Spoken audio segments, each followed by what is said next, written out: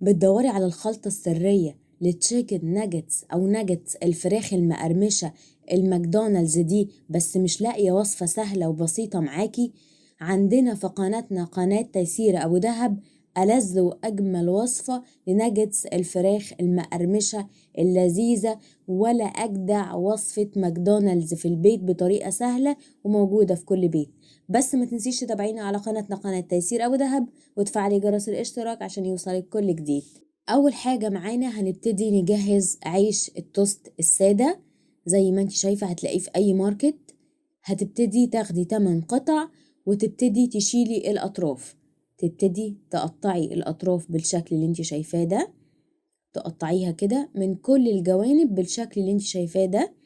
قطعنا كده وسويناه بقى كله حتة واحدة واستغنينا عن الاطراف دلوقتي.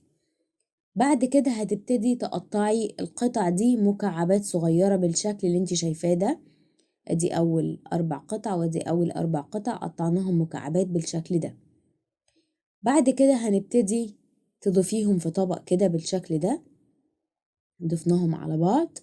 وهنبتدي نجيب كيلو من صدور الفراخ، هتغسليها كويس، وبعد كده هنبتدي نقطعها مكعبات صغيرة بالشكل اللي انت شايفاه ده. تقطعي الشريحة والشريحة تقطعيها مكعب كده بالشكل ده. خلاص قطعناها كلها، قطعنا كيلو صدور الفراخ. هتجيبيهم برضو في طبق وتضيفيهم كده بالشكل ده، وتضيفي عليهم معلقة كبيرة بصل بودرة ومعلقة كبيرة من الثوم البودرة، اهم حاجة البودرة، ومعلقة صغيرة جنزبيل بودرة.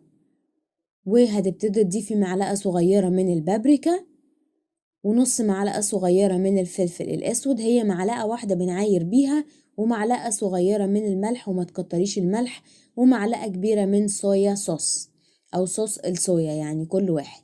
بعد كده هتبتدي تقلبي المكونات كويس جدا عشان التوابل تتوزع مع الفراخ وتبقى كلها متطعمة بالتوابل.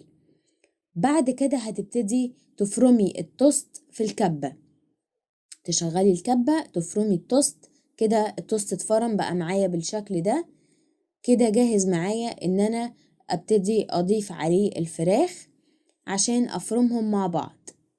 وهبتدي اضيف مكعب مرقة يعني، وده اختياري يعني، عايزة تضيفي ضيفي، مش عايزة تضيفي براحتك. ضربناهم خلاص مع بعض واتفرمناهم كويس جدا بالشكل اللي انت شايفاه ده. لازم تفرميهم كويس قوي. خلاص بقوا كده جاهزين معايا، جهزوا خلاص. هبتدي افضيهم من الخلاط كده، لازم يتضربوا لحد ما يوصلوا للشكل النهائي بالشكل اللي انت شايفاه ده. هبتدي ادهن الصينية بزيت عشان الفراخ ما تلزقش في الصينية، وهبتدي ابل ايدي شوية من الزيت بالشكل ده، وهبتدي افضي الفراخ بالشكل ده في الصينية زي ما انت شايفة كده بالظبط. اهم حاجة الزيت. وبعد كده هبتدي اعجنهم مع بعض بالشكل اللي انت شايفاه ده بطريقة سهلة وبسيطة جدا مش مرهقة. انا بس بوزعهم كده وبعجنها، بديها عجنة. بعد كده هجهز صينية، هبتدي افرش عليها كده شوية من الزيت، والفرشة هتساعدك كتير قوي في الجوانب اللي انت مش هتطوليها. وبعد كده هبتدي اضيف ورقة من الزبدة، ابتدي افردها كده بالشكل ده. وبعد كده هبتدي برضو ادهن بالفرشة بحبة كده معلقة زيت وابتدي اوزعها. وهبتدي اجيب العجينة عشان افردها على الصينية بالشكل اللي انت شايفاه ده، وهبتدي افردها بالتساوي وتكون متساوية، واسطحها كده بايديا واتك عليها كده بحيث ان هي ما تبقاش عاملة زي المطبات، لا تبقى متساوية خالص. بعد كده هنبتدي ندخلها الفريزر لمدة نص ساعة وتبتدي تراقبي الوقت، وبعد ما تعدي النص ساعة تغرجيها وتضيفيها على القطاعة. طيب بعد كده هنبتدي نجهز السكينة وندهنها زيت عشان ما تلزقش في الفراخ، وهنبتدي نقطعها بالطول والعرض مربعات صغيرة او مكعبات صغيرة. طيب انا كده بقطعها بالعرض اهو زي ما انت شايفة مكعبات صغيرة، وتدهني السكينة زيت زي ما قلتلك عشان ما تلزقش فيها زيت. بعد كده هنيجي من الطول نقطعها كده بالطول واحدة واحدة، قطعيها من الطول زي ما انت شايفة كده. كده خلاص بقت جاهزة معايا كلها في التقطيع.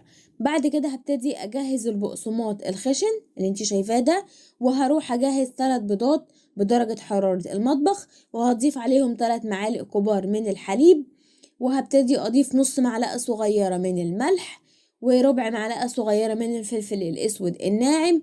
وهبتدي اقلب المكونات كويس جدا لحد ما تدوب كلها مع بعضها. بعد كده تبتدي تضيفي القطع الفراخ دي في البيض، وبعد كده الدقيق، وبعد كده ترجعي تضيفيها في البيض تاني، وبعد كده تعمليها في البقسماط، وهتكرري كل ده، كل القطع في اللي احنا عملناه، بيض ودقيق وبعد كده بيض وبقسماط بالشكل اللي انت شايفاه ده. طبعا سهلة مش صعبة، يعني انت هتبقي مجهزة طبق بيض جنبك وطبق بقسماط، وبالشكل ده كده بقت جاهزة معايا. وهتبتدي تطبقي كل الكلام ده على البقسماط وفي الدقيق وفي البيض زي ما انت شايفة كده. كده بقى معانا كيلو صدور فراخ، ودي كانت الكمية اللي هي كيلو صدور الفراخ اللي احنا عملناها، كمية جميلة ولذيذة. ولو عايزة تفرزنيهم في التلاجة او تقليهم على طول زي ما تحبي.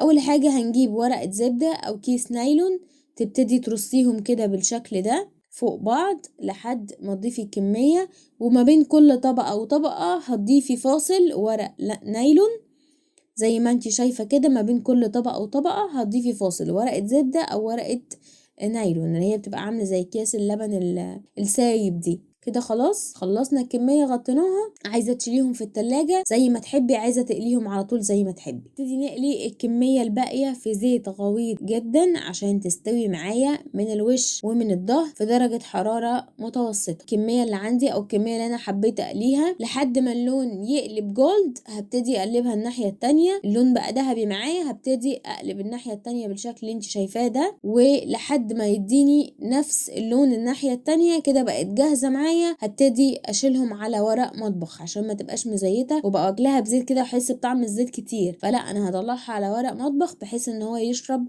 الزيت وما يبقاش مزيته معايا، لان ورق المطبخ بيمتص الزيت. خلصت كل الكميه اللي عندي في القلي وطلعتها، وهتبتدي تكملي بنفس الطريقه، تقليها في زيت غويط وتقلبي يمين وشمال لحد ما تبقى جاهزه معاكي ومقرمشه وطعمه ولذيذه بالشكل ده. وبكده تكون الفراخ جاهزه للاكل. شوفي بقى انت حابه تضيفي معاها كابوتشي او خيار او مخلل زي ما تحبي وزي ما يعجبك. وبكده نكون خلصنا ناجتس الفراخ المقرمشه، وقلنا على سر خلطه ماكدونالدز بتتعمل ازاي بطريقه سهله وسريعه ومفيده في البيت وتبقي ضمناها وشايفه انت بتعملي ايه. اتعلمنا في البيت كل حاجه ومش محتاجين حاجه من حد. وبكده نكون خلصنا حلقتنا. وعشان يوصلك كل جديد ما تنسيش تتابعينا على قناتنا قناة تيسير أبو دهب وتفعلي جرس الاشتراك.